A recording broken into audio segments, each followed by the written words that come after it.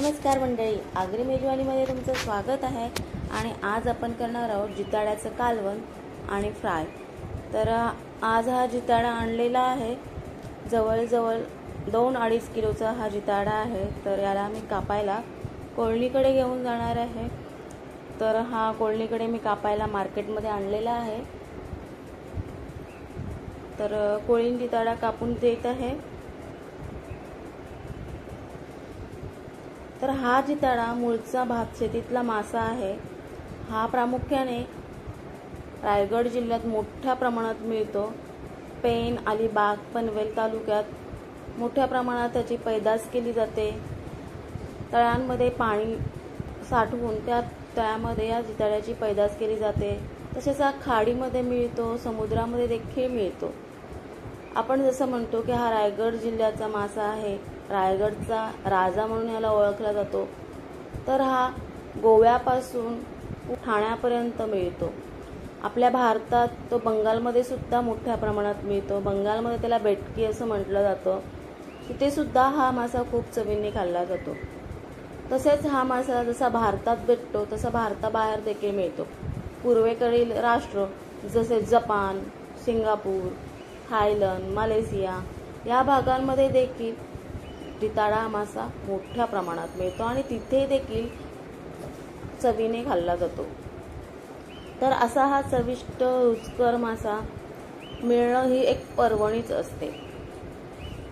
जून-जुलै महिन्यात पाऊस पडतो आणि पाऊस पडला, एकदा का जोराचा पाऊस पडला की खाडीतून किंवा नदीतून पाणी वर शेतामध्ये चढतं। तर खाडी भागात जी शेती असते त्या शेतांमध्ये जेव्हा हे पावसाचं पाणी शिरतं त्याबरोबर मोठे मोठे जिताडे शेतांमध्ये शिरतात आणि ते आपली त्याच्यामध्ये अंडी घालतात आणि त्या अंड्यातून मग ही छोटी छोटी पिल्लं बाहेर पडतात। आणि ही जिताड्याची पिल्लं जेव्हा भातशेती कापणीला येते, म्हणजे ऑक्टोबरच्या कालावधीनंतर भातशेती कापणीची तयारी होते, तेव्हा ही पिल्लं साधारणतः अर्धा-पाऊण किलोची होतात आणि ही पिल्लं खूप चविष्ट लागतात। आणि हा जिताडा खायला खूप चविष्ट लागतो, कारण ह्या जिताड्याने शेतात जे भातशेतीचं फूल पडलेलं असतं ते खाल्लेलं असतं आणि त्याला एक वेगळी चव असते।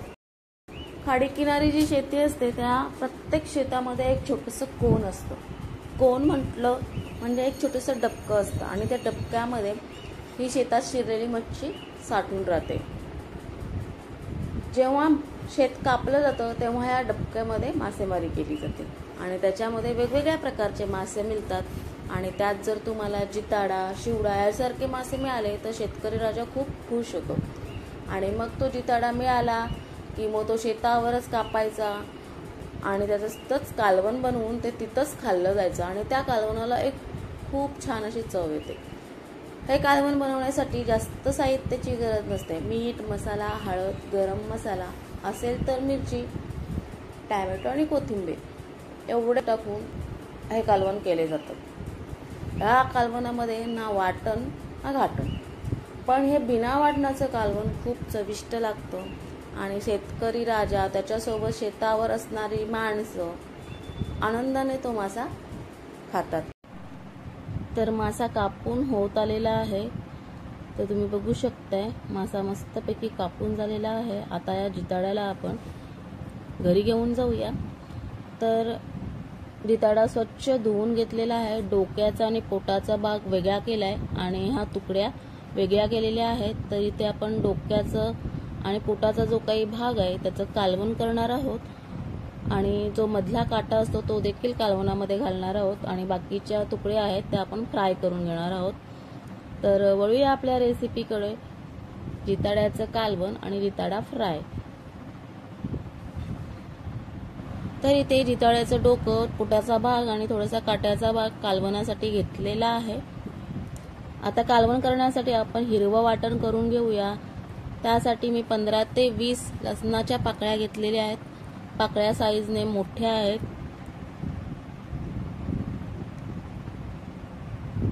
2 ते 2.5 इंच होईल इतकं आलं घेतलेलं आहे। आलं बारीक कट करून घेतलेलं आहे।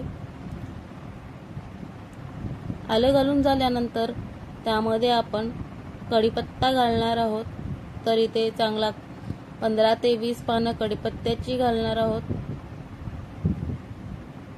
कढीपत्त्याची पाने घातल्याने कालवणाला आणि फ्रायला सुद्धा एक मस्त असा वास येतो। 2 ते 3 मिरच्या कट करून घातलेल्या आहेत।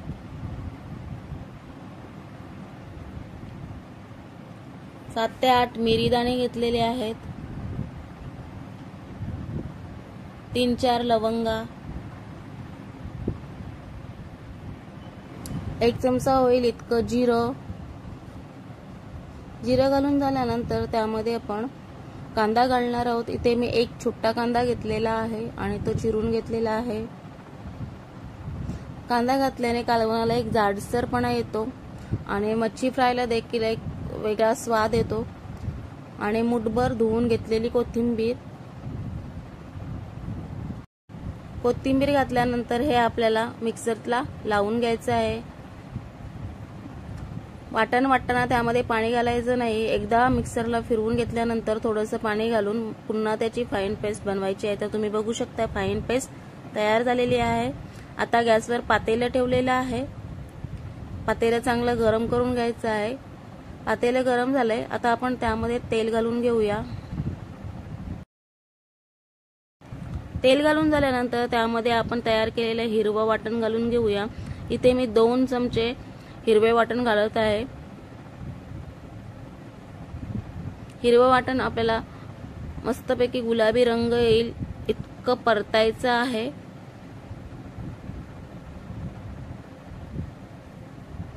तर तुम्ही बघू शकता हिरवा मसाला परतून झालेला आहे। आता आपण त्यामध्ये इतर मसाले घालून घेऊया। इथे मी 1 चमचा हळद, 2 चमचे आगरी पद्धतीचं लाल तिखट घालत आहे। तिखट खूप झणझणीत आहे म्हणून मी 2च चमचे घातलेला आहे। तुमच्याकडे जर कमी तिखट असेल तर तुम्ही 3 चमचे घातले तरी सुद्धा चालेल। चवीपुरतं थोडंसं हिंग घालत आहे, साधारणतः अर्धा चमचा हिंग घातलेला आहे। आता आपण हे मसाले देखील व्यवस्थित परतून घेऊया। गॅस मीडियम आचेवर ठेवलेला आहे। मसाले परतत असताना ते बिलकुल परतून द्यायचे नाहीत। जर तुमचा हा मसाला परतत असताना करपला तर तुमच्या कालवणाची चव बदलेल आणि त्याचा कलर देखील बदलतो। त्यामुळे मसाला परतत असताना गॅस तुम्हाला जर भीती वाटत असेल की मीडियम आचेवर माझा मसाला करपून जाईल तर गॅस मंद आचेवर ठेवावा आणि मसाला परतून घ्यावा।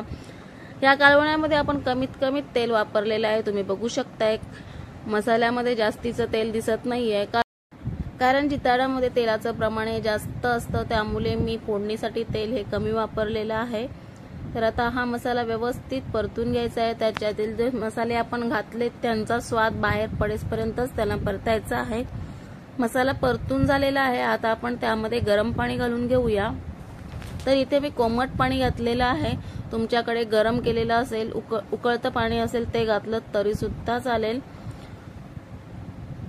आता आपण ह्या पाण्याला उकळी येऊन देऊया आणि पाणी उकळलं की त्यामध्ये आपण जिताडा घालून घेऊया। जिताड्यासाठी जे डोकं, पोटाचा भाग किंवा जे काट्याचा भाग ठेवलेला आहे तो आपण या कालवणामध्ये घालूया। आपल्याला कालवणामध्ये जेवढा रस्सा हवा आहे तेवढा पाणी आपण या पातेलीत घालून घेऊया। तर पाणी घालून झालेलं आहे। खूप कमी तेल टाकून सुद्धा तुम्ही बघू शकता कालवणावर चांगला तवंग आलेला आहे तेलाचा। तर मैत्रिणींनो, जेव्हा तुम्ही फोडणीमध्ये पाणी ओतता ते गरमच ओतावं। गरम ओतल्याने तेलाचा तवंग चांगला येतो। जर तुम्ही थंड ओतलात तर तेलाचा तवंग हवा तसा येत नाही। आता आपण झाकण देऊन हे पाणी उकळायला ठेवूया। तर तुम्ही बघू शकता पातेल्यातल्या पाण्याला उकळी आलेली आहे, खूप छान उकळी आलेली आहे। आता आपण त्यामध्ये जिताडा घालून घेऊया।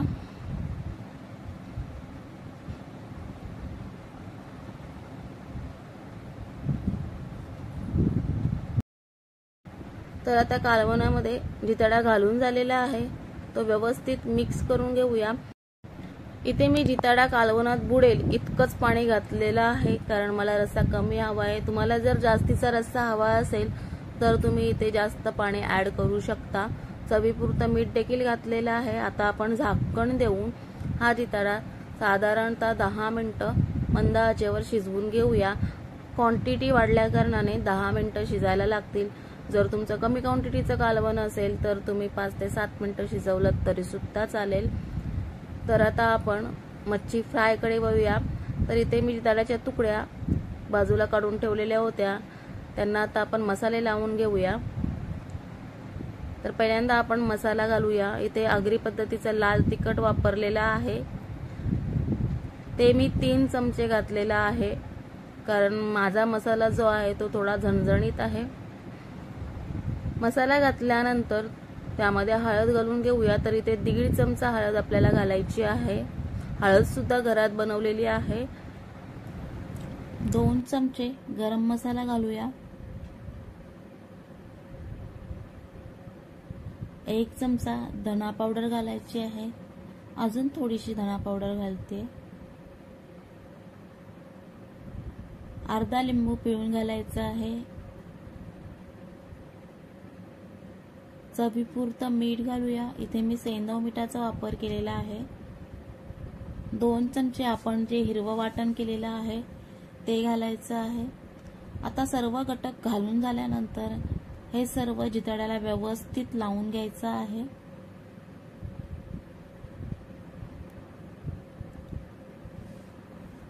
मसाले जिताड्याला लावून झाल्यानंतर जिताडा आपल्याला 15 ते 20 मिनिटं मॅरिनेशनसाठी ठेवायचा आहे। तर आता झाकण देऊया आणि 15 ते 20 मिनिटं मॅरिनेशनसाठी ठेवूया। मंडळी 15 ते 20 मिनिटं झालेली आहेत। गॅसवर तवा ठेवलेला आहे, तेल घालून घेऊया।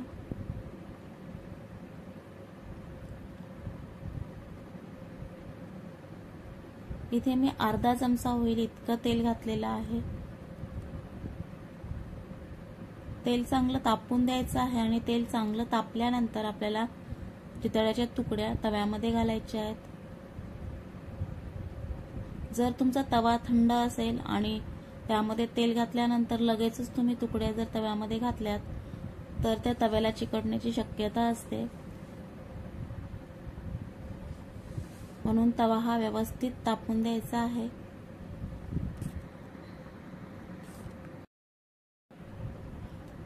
तवा तापलेला आहे। आता आपण मच्छीच्या तुकड्या तव्यामध्ये घालूया। तुम्ही बघू शकता तव्यामध्ये मच्छी टाकल्यानंतर मच्छी लगेच फ्राय व्हायला लागलेली आहे, याचा अर्थ असा की तवा चांगला तापलेला आहे। आता मी गॅस लो फ्लेमवर करत आहे।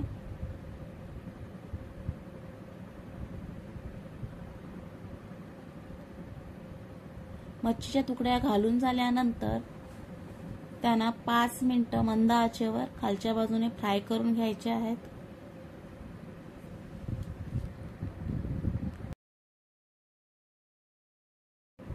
मच्छी फ्रायला घातलेली आहे, तोपर्यंत आपण बघूया कालवणाला उकळी आली की नाही ते।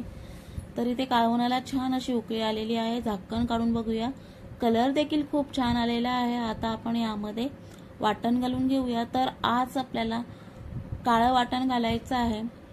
काळ्या वाटणाचा जो स्मोकी फ्लेवर असतो तो या जिताड्याला खूप छान लागतो, त्यामुळे आज मी कालवणामध्ये काळं वाटण घालणार आहे। तर इथे मी 2 चमचे सुकं खोबऱ्याचं काळं वाटण घालणार आहे। काळं वाटण करायचं म्हणजे खोबरं जरा थोडंसं जास्त भाजायचं की ते वाटण काळं होतं आणि हा जो स्मोकी खोबऱ्याचा फ्लेवर असतो तो खूप छान येतो। तर आता काळं वाटण घालून झालेलं आहे। तुम्ही बघू शकता वाटण घातल्या कालवणाचा कलर चेंज झालेला आहे। आता पुन्हा कालवणावर आपण झाकण देऊया आणि कालवण शिजायला ठेवूया। गॅस मंद आचेवर ठेवायचा आहे। मच्छी फ्रायला ठेवून 5 मिनिटं झालेली आहेत। आता आपण मच्छी उलटून घेऊया। उलटताना ती हळूवारपणे उलटायची आहे।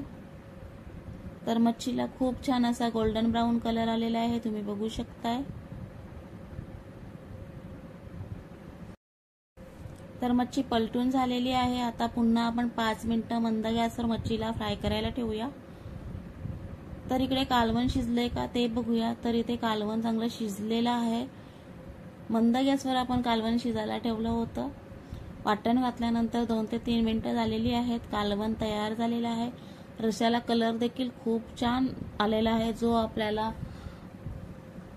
कलर हवा होता तो कलर आलेला आहे आणि खोबऱ्याचा जो स्मोकी स्मेल आहे तो कालवणातून बाहेर पडत आहे, त्यामुळे जिताड्याच्या कालवणाचा जो सुगंध आहे तो घरभर चांगला पसरलेला आहे। गॅस मी बंद करून घेतलेला आहे आणि तुम्ही बघू शकता कालवण तरी सुद्धा आलेली आहे, म्हणजे कमीत कमी तेलामध्ये तरी सुद्धा आलेली आहे. आणि आता आपण मच्छी फ्राय झाली का बघूया. तर इथे सुद्धा खालच्या बाजूने मच्छीला मस्त असा गोल्डन ब्राऊन कलर आलेला आहे. तर आता आपण ह्या तुकड्या सुद्धा पलटून घेऊया. तुम्हाला जर कुरकुरीत तुकड्या नको असतील तर तुम्ही पलटण्याची गरज नाहीये, परंतु वरची बाजू ही थंड होते आणि जर गरम गरम कुरकुरीत अशा तुकड्या खायच्या असतील तर पुन्हा एकदा पलटून 2 ते 3 मिनिटं पुन्हा मंद गॅसवर फ्राय करून घ्याव्यात. म्हणजे जिताड्याच्या या तुकड्यांना खूप छान अशी चव येते आणि जो क्रिस्पीपणा जाणवतो तो काही वेगळाच असतो. तर आता या तुकड्या पुन्हा आपण पलटून घेतलेल्या आहेत. पुन्हा त्यांना 2 मिनिटं फ्राय करायला ठेवूया. 2 मिनिटं झालेली आहेत, तुकड्या फ्राय करून झालेल्या आहेत. आता गॅस बंद करून घेऊया. तर अशा प्रकारे आपलं जिताड्याचं कालवण आणि जिताड्याच्या तुकड्या फ्राय तयार झालेल्या आहेत. खूप साधी सोपी अशी रेसिपी आहे आणि हा जो वाटण करून आपण या जिताड्यामध्ये घातला आहे आणि जे काळं खोबऱ्याचं वाटण घातलं आहे त्यामुळे याला एक विशिष्ट अशी चव येते, एक स्मोकी फ्लेवर येतो आणि हा फ्लेवर जिताड्याला खूप छान लागतो. तुम्ही नक्कीच हा एकदा ट्राय करून बघा. तुम्हाला रेसिपी आवडली असल्यास माझ्या चॅनलला नक्कीच लाईक करा. लाईक, कमेंट, शेअर करायला विसरू नका आणि अजूनही चॅनल सबस्क्राईब केलं नसेल तर मात्र सबस्क्राईब करायला देखील विसरू नका. आणि पुन्हा एकदा भेटूया अशाच एखाद्या आगरी पद्धतीच्या रेसिपीमध्ये. धन्यवाद.